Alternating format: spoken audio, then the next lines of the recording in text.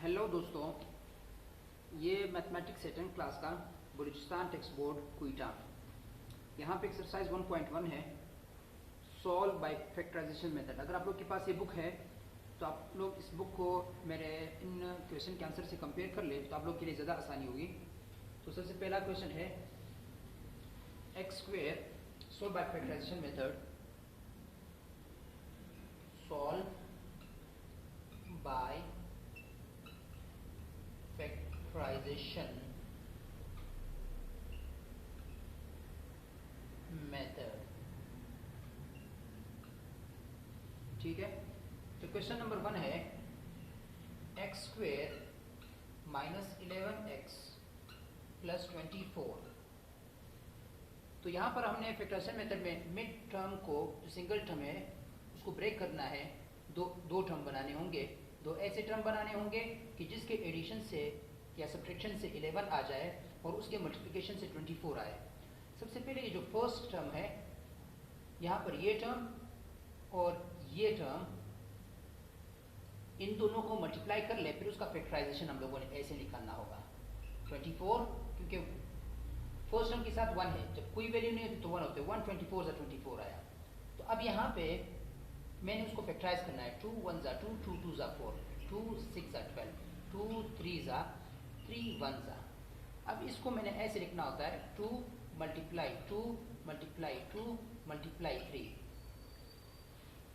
इनकी दो पेयर सिर्फ बनाने होंगे। एक पेयर मैंने ये बना दिया और एक पेयर ये है। देखो 2 2 ज़ा 4, 4 2 ज़ा 8, ये तो 8 आया, मल्टीप्लाई 3 आया। अब ये दो ऐसे टर्म है कि जो मल्टीप्लाई होने से 24 बनेगा और एड होने से 11 बनेगा। सेम साइन हम दे देंगे क्योंकि एडिशन का एक ही पॉसिबिलिटी है। X square minus 8x minus 3x plus 24 equal to 0 आया। यहाँ पर भी इक्वल टू 0 है। ठीक है, अब हम क्या करेंगे, इन दोनों के अंदर जो कॉमन वैल्यू है वो निकाल देंगे। तो इन दोनों में कॉमन x है, तो x निकाल दिया तो एक्स स्क्वेयर में से एक x निकल गया तो x ही बचा, माइनस यहाँ पर x निकल गया तो 8 बच गया। यहाँ पर एक तो माइनस निकाल देंगे, दूसरा 3 कॉमन है तो 3 निकाल दिया। जब माइनस 3x है तो माइनस बाहर निकल कर प्लस हो गया और 3 बाहर निकल कर सिर्फ x ही बच गया। यहाँ से जब बाहर का साइन नेगेटिव हो जाए तो अंदर वाले साइन अपोजिट हो जाते हैं। तो यहाँ पर ये माइनस में था तो इसलिए प्लस में हुआ और ये प्लस में है तो माइनस में हो जाएगा। और इनमें से 3 जब कॉमन निकाल दिया तो 8 बच गया। कैसे? 3 8 ज़ा 24 इस तरह होता है, इक्वल टू 0। अब इस पूरे सेंटेंस के अंदर जो दो अलजेब्रिक सेंटेंसेस है, इसमें कॉमन x माइनस 8 कॉमन है तो x माइनस 8 को मैंने बाहर निकाल दिया, अंदर बच गया x माइनस 3 बच गया। x minus 3 equal to 0। दो वैल्यू जब मल्टीप्लाई होंगे तो आंसर 0 आएगा। एक ही पॉसिबिलिटी है कि इन दो में से या तो ये 0 होगा और ये दोनों में से एक 0 होना चाहिए, ये पॉसिबिलिटीज। अब हम लोग को दो ही पॉसिबिलिटीज होंगे ना, तो एक पॉसिबिलिटी ये है कि x माइनस 8 या तो इक्वल टू 0 है और x माइनस 3 इक्वल टू 0 है। तो यहाँ पर x इक्वल टू 8 आया, x इक्वल टू 3 आया। ये पहले क्वेश्चन का आंसर है। x इज इक्वल टू 3 आया, x इज इक्वल टू 8 आया।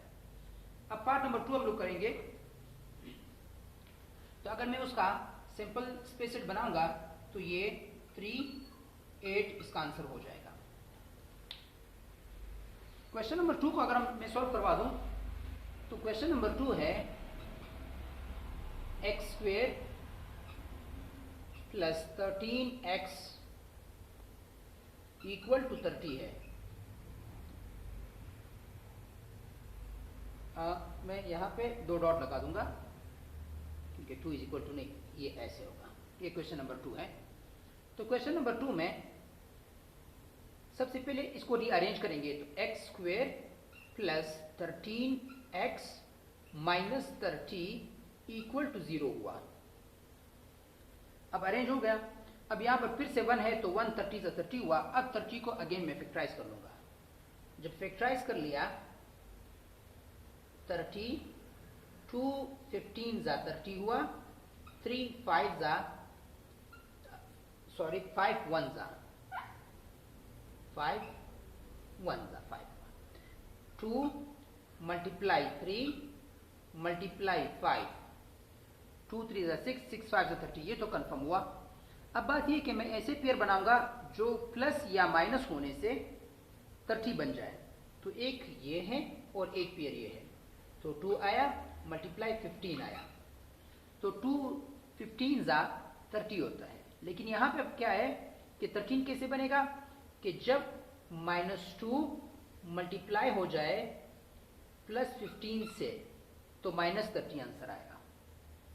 और ये दोनों जब कंबाइन हो जाए, अगर मैं इनको -2 मल्टीप्लाई अगर मैं इसको प्लस कर दूंगा इस केस में +15 तो इज इक्वल टू 13 आंसर आएगा। तो ये दो केस, ये वाला केस हम लोग इसको टिक कर लेंगे।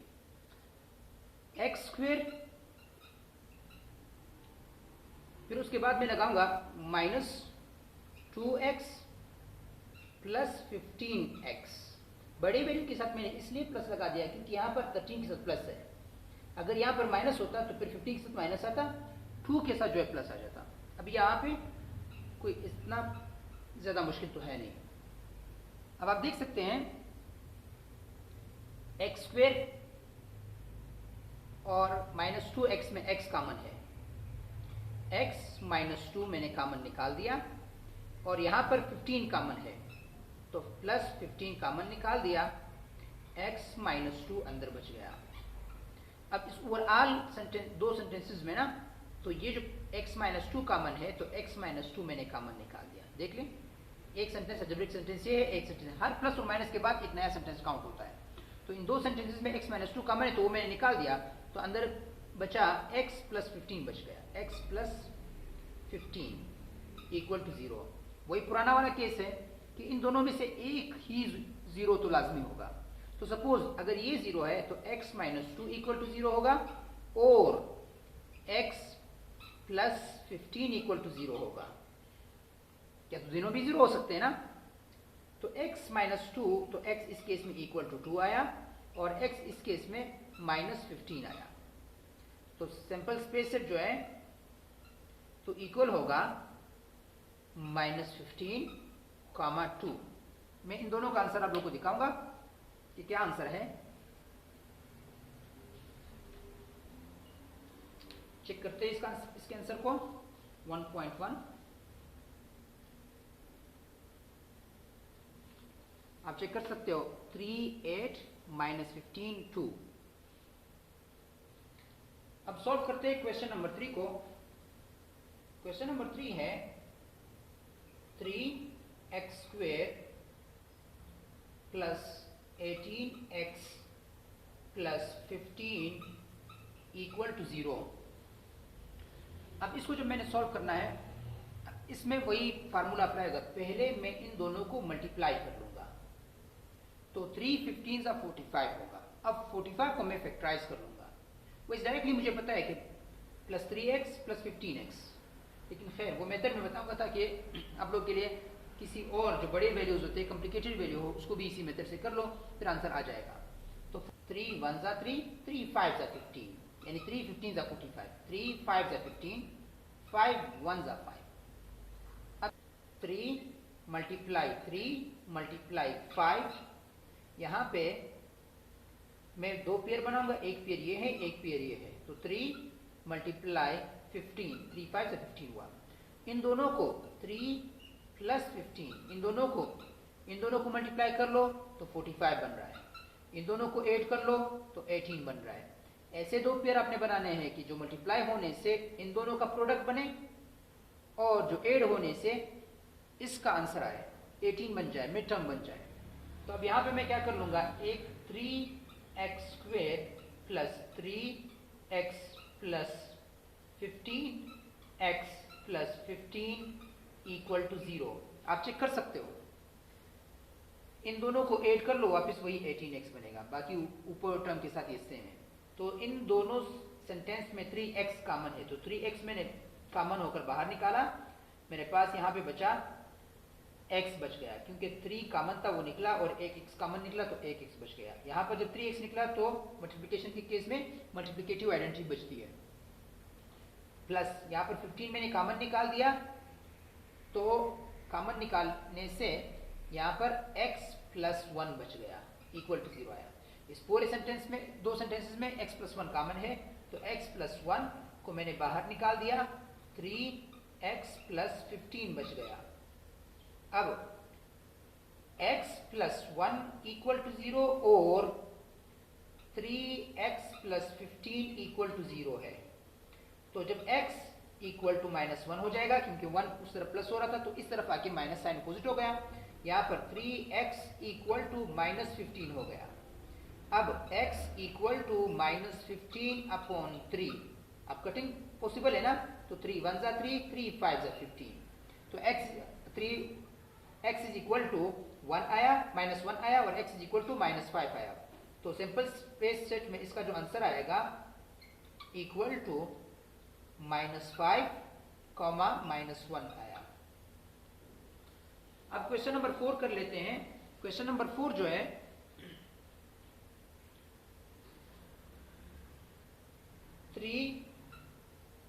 3x -1 whole square equal to -2 3x -1 और है।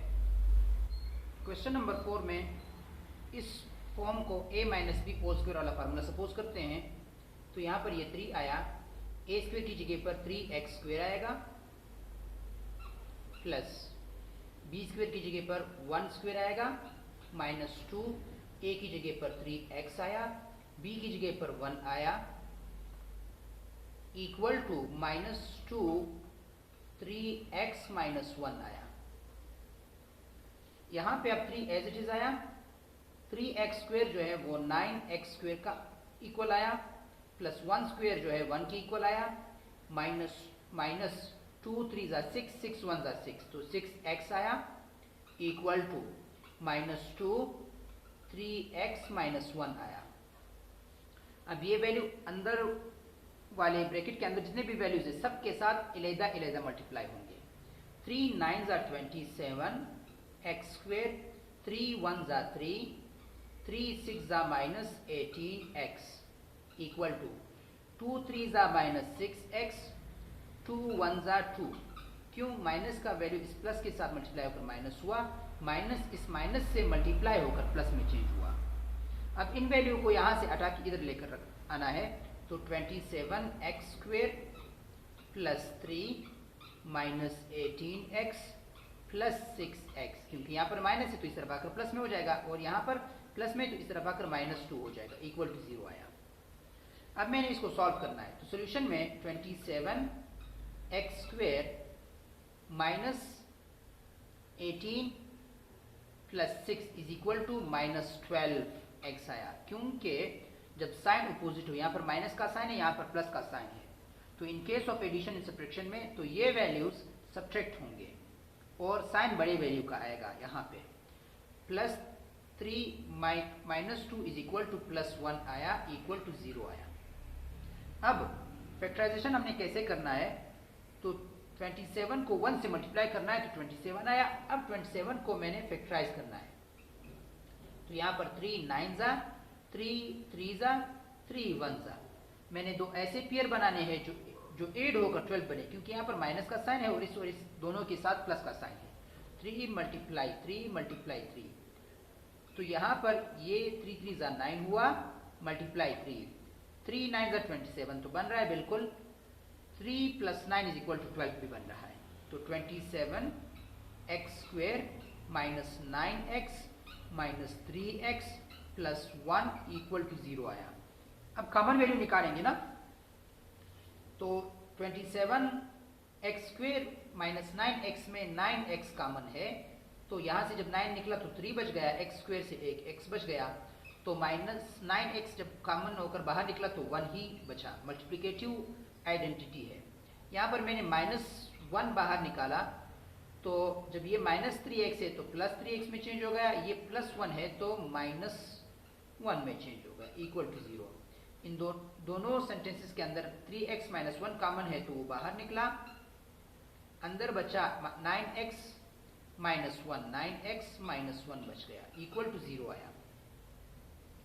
अब इन दोनों केसेस में है तो ये इक्वल टू 0 है, ये इक्वल टू 0 है, तो 3x minus 1 equal to 0, 9x minus 1 equal to 0। तो x इक्वल टू ये 1 यहाँ पर माइनस हो रहा है तो इधर आकर प्लस हो गया, 3 मल्टीप्लाई हो रहा है तो इधर आकर डिवाइड हो गया। एक आंसर जो है 1/3 है। और दूसरे का जो आंसर है यहाँ पे ये 1x इक्वल टू 1 यहाँ पर माइनस हो रहा है तो इधर जाकर प्लस में आया, 9 यहाँ पर मल्टीप्लाई हो रहा है तो इधर आकर डिवाइड में आया। तो आंसर है 1/3 1/9। अब क्वेश्चन नंबर 3 का आंसर भी मैं दिखाऊंगा, क्वेश्चन नंबर 4 का आंसर भी दिखाऊंगा कि दोनों सेम आ गए। क्वेश्चन नंबर 3 का आंसर है -5 - 1, क्वेश्चन नंबर 4 का आंसर है 1/3 1/9। अब आते हैं क्वेश्चन नंबर 5 की तरफ। क्वेश्चन नंबर 5 है x minus 1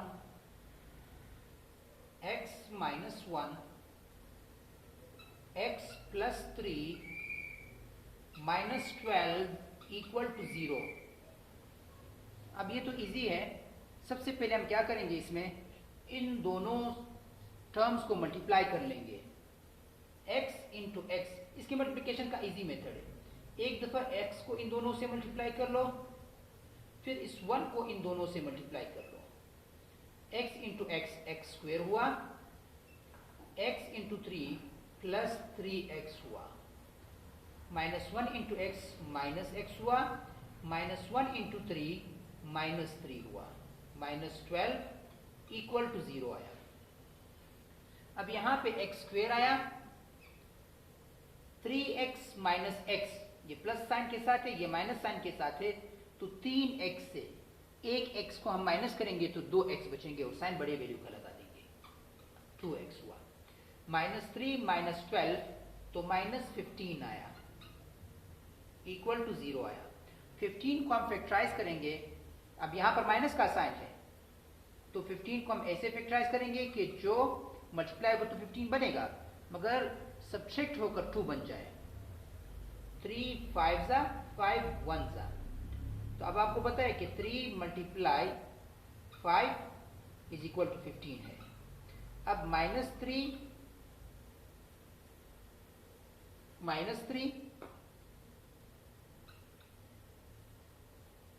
plus 5 equal to 2 बन रहा है। तो अब यहां पे x square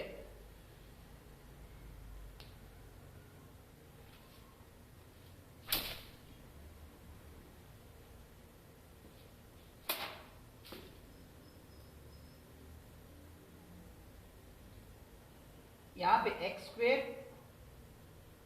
-3x plus 5x -15 equal to 0। देखना -3x plus 5x is equal to वापिस वही 2x भी बनेगा। इन दोनों में जो कॉमन है वो x कॉमन है तो x -3 आया।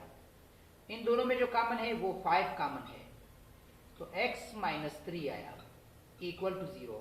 इस पूरे दो सेंटेंसेस के अंदर जो है दोनों सेंटेंसेस में x -3 कॉमन है तो x -3 आया, x प्लस 5 आया इक्वल टू 0। इन दोनों में या तो ये इक्वल टू 0 है या ये इक्वल टू 0 है तो x -3 equal to 0, x plus 5 equal to 0। x -3 तो फिर इस केस में x इज इक्वल टू 3 हुआ, इस केस में x इज इक्वल टू -5 हुआ। अब आते हैं क्वेश्चन नंबर 6 की तरफ। क्वेश्चन नंबर 6 में लिखा है 3 - 4x 3 - 4x -7x square is equal to 0। अब हम क्या करेंगे, सबसे पहले इसको रीअरेंज करेंगे। तो रीअरेंजमेंट में -7x square -4x plus 3 is equal to 0। अब हम इस पूरे सेंटेंस को माइनस से मल्टीप्लाई कर लेंगे। जब माइनस से मल्टीप्लाई कर दिया तो 7x स्क्वेयर हुआ प्लस 4x हुआ -3 हुआ इक्वल टू 0 आया। अब फैक्टराइजेशन की बारी है, तो फैक्टराइजेशन हम तब करेंगे कि पहले फर्स्ट टर्म और लास्ट टर्म को a को c से मल्टीप्लाई कर लेंगे।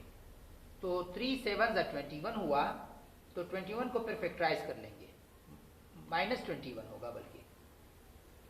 तो 21 3 7 7 1 तो अब 3 मल्टीप्लाई 7 इज इक्वल टू 21 है। दो ऐसे टर्म बनाएंगे कि जो ऐड होने से -3 मल्टीप्लाई 7 तो -21 होगा। अब यहाँ पर -3 plus 7 is equal to 4 answer आएगा। जो कंबाइन होने से, ऐड होने से मिड टर्म आ जाएगा। अब हम क्या करेंगे, हम ये दो टर्म लिखेंगे 7x² -3x, एक टर्म ये होगा, प्लस 4x प्लस 7x, दोनों कंबाइन होकर 4x बनना चाहिए, प्लस 7x। अब इन दोनों को कंबाइन करके 4x ही बनेगा, -3 इक्वल टू 0 आया। अब हम क्या कर लेंगे कि इन दोनों में कॉमन क्या है, इन दोनों में कॉमन है x। जब x को मैंने बाहर निकाल दिया तो मेरे पास आया 7x -3 आया इस केस में, क्योंकि x कॉमन निकला। प्लस इन दोनों में कुछ कॉमन नहीं है तो हम मल्टीप्लिकेटिव आइडेंटिटी को कॉमन निकालेंगे जो कि 1 है। तो 7x -3 इक्वल टू 0 आया। अब इस दोनों सेंटेंसेस के अंदर 7x -3 कॉमन है तो वो निकाल दिया, 7x -3 x प्लस 1 ये और ये इक्वल टू 0 आया। आप देख सकते हो कि 7x -3 इक्वल टू 0 हो सकता है, x प्लस 1 इक्वल टू 0 हो सकता है। तो 7x -3 के केस में x इक्वल टू 3 यहाँ पर आएगा तो प्लस 3 में चेंज हो जाएगा, 7 मल्टीप्लाई हो रहा है तो आकर डिवाइड हो जाएगा, x इक्वल टू -1 आया। तो क्वेश्चन नंबर 5 का जो आंसर होगा वो भी मैं आपको दिखाऊंगा, वो -5 3 है। आप चेक कर सकते हो, क्वेश्चन नंबर 5 का आंसर है -5 3 और क्वेश्चन नंबर 5 का आंसर है -5 3, 6 का आंसर है -1 3/7, -1 3/7। Question number 7, 2x² -11x 2x² -11x plus 12 equal to 0। यहां पे सबसे पहले हम फर्स्ट टर्म और लास्ट टर्म को मल्टीप्लाई कर लेंगे तो 2 12 24 हो जाएगा। तो 24 को हम फैक्टराइज कर लेंगे तो 2 1 2, 2 2 4, 2 6 12, 2 3 6, 3 1 3। हम इनको ऐसे टर्म बनाएंगे दो जो ऐड होने से 11 बने। तो 2 मल्टीप्लाई 3, तो ये तीनों 2 2 4, 4 2 8, तो 8 मल्टीप्लाई 3 इज इक्वल टू 24। तो 8 - 3 इक्वल टू -11 ऐड होने से, क्योंकि अगर साइन सेम हो तो वैल्यू ऐड ही होंगे, सिर्फ साइन जो है निगेटिव का लगेगा। अगर साइन पॉजिटिव दे दोनों तो पॉजिटिव लगेगा, अगर दोनों निगेटिव दे तो निगेटिव ही लगेगा, साइन चेंज नहीं होगा इस केस में। वो जब दो वैल्यू मल्टीप्लाई हो रहे हो, माइनस जब माइनस के साथ मल्टीप्लाई होगा तब वो प्लस में चेंज होगा। इस केस में माइनस और माइनस आपस में मल्टीप्लाई नहीं हो रहे हैं। जब माइनस और माइनस आपस में मल्टीप्लाई ना हो तो साइन के चेंज होने का चांस ही नहीं है। तो यहाँ पे अब आया 2x² -8x -3x plus 12 equal to 0। यही वैल्यू मैंने पुट करवा दिया। अब इन दोनों में कॉमन क्या है, 2 कॉमन है और x कॉमन है। जब 2 और x बाहर निकला तो एक x बच गया, -4 बच गया, देखना, क्योंकि 2 4 8 हुआ और x 2 यहाँ पे 2 आया, x इंटू x² आया। यहाँ पे मैं क्या कर लूंगा, माइनस को मैंने कॉमन निकाल दिया और 3 को कॉमन निकाल दिया। जब 3 और माइनस निकले तो यहाँ पर x ही बचा, और जब माइनस यहाँ से निकला तो ये प्लस माइनस में चेंज हो गया, और 3 4 12 इक्वल टू 0। अब आप देख सकते हो कि फिर से अगर आपने इसे फैक्टराइज करना तो ये दोनों टर्म्स सेम नहीं आए तो इस बात का सबूत है कि आंसर आपने पहले कहीं मिस्टेक किया हुआ है। ऊपर वाले जो पोर्शन है उनमें किसी लाइन में मिस्टेक है। तो अगर ये दोनों सेम आ गए तो इसका मतलब है कि आप सही डायरेक्शन में जा रहे हो। ज्यादातर ऐसा ही होता है। x minus 4 2x minus 3 equal to 0। x minus 4 equal to 0 हो सकता है, 2x माइनस 3 इक्वल टू 0 हो सकता है। तो इस केस में क्या होगा, x इक्वल टू 4 हो जाएगा। इस केस में क्या हो जाएगा, x equal to minus 3 upon 2 हो जाएगा। अब आते हैं क्वेश्चन नंबर 8 की तरफ। क्वेश्चन नंबर 8 थोड़ा सा डिफिकल्ट है। क्या लिखा है इसने, under root 3 x square plus 10x plus 7 under root 3 equal to 0। अब सबसे पहले फर्स्ट टर्म और इस टर्म को हमने मल्टीप्लाई करना है, फिर उसके बाद फैक्टराइज करना है। ये किस तरह मल्टीप्लाई होगा मैं अभी बता देता हूँ। Under root 3 multiply, bracket multiply का काम करता है, 7 अंडर रूट 3। तो यहाँ पे ये अंडर रूट 3 जब इससे मल्टीप्लाई होगा तो सेम टर्म है, तो अंडर रूट तो इक्वल टू बनेगा 7 अंडर रूट 3 स्क्वेयर बनेगा जब ये मल्टीप्लाई होंगे इन दोनों में से, क्योंकि ये दोनों आपस में मल्टीप्लाई हो रहे हैं। इन दोनों में से एक से मल्टीप्लाई कर लो बस, तो काम हो जाएगा। तो मैंने अंडर रूट 3 को अंडर रूट 3 से मल्टीप्लाई कर दिया तो बन गया अंडर रूट 3 स्क्वेयर। अब equal to 7 multiply under root, तो अंडर रूट से कट गया तो 3 हुआ, इज इक्वल टू कितना आया, 21 आंसर आया। जब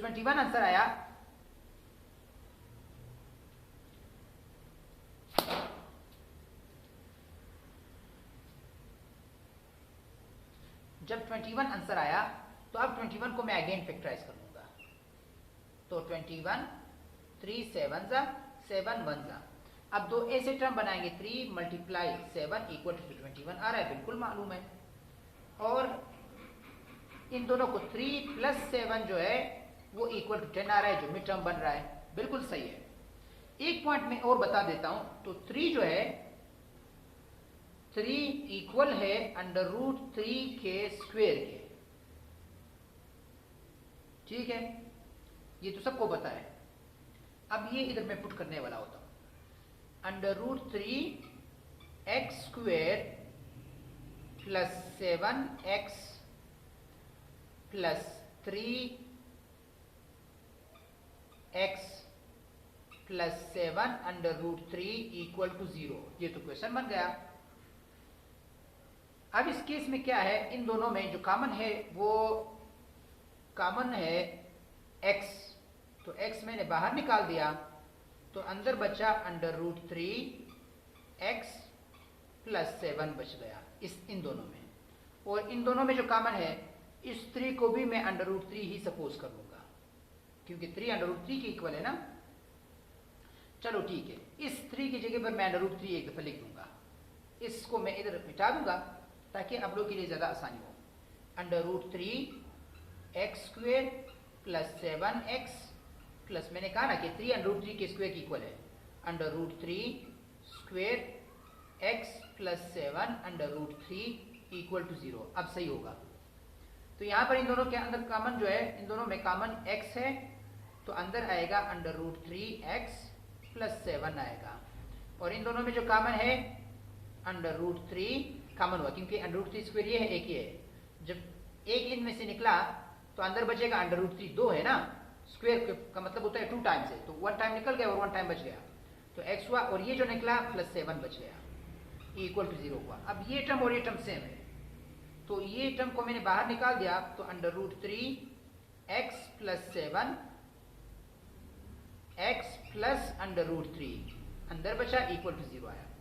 अब या तो ये टर्म इक्वल टू 0 है, ये टर्म इक्वल टू 0 है, तो under root 3x plus 7 equal to 0, x plus under root 3 equal to 0, ये आया। अब इस केस में under root 3 x equal to minus 7 आया, तो x equal to minus 7 upon under root 3 आया। ये इरेशनल फॉर्म है तो मैं इसको रेशनलाइज कर लूंगा। तो रेशनलाइज करने का मेथड ये होता है, इसको भी √3 से मल्टीप्लाई कर लो, इसको भी √3 से मल्टीप्लाई कर लो, ठीक है। ये भी आंसर हो सकता है, ये भी आंसर हो सकता है, लेकिन मल्टीप्लाई के केस में आपका आंसर हो जाएगा -7 √3 मल्टीप्लाई √3 स्क्वायर हो गया ना, और √3 स्क्वायर जो है वो 3 के इक्वल है, तो यहाँ पर ये 3 आया, मैंने इसको रेशनलाइज कर दिया। रही बात x इक्वल टू -√3, तो ये इसका एक आंसर ये हो सकता है, एक आंसर ये हो सकता है, और एक आंसर ये हो सकता है। ये और ये तो आपस में इक्वल है, तो मतलब ये आंसर यही आंसर होगा बुक में, ये आंसर यही आंसर होगा बुक में।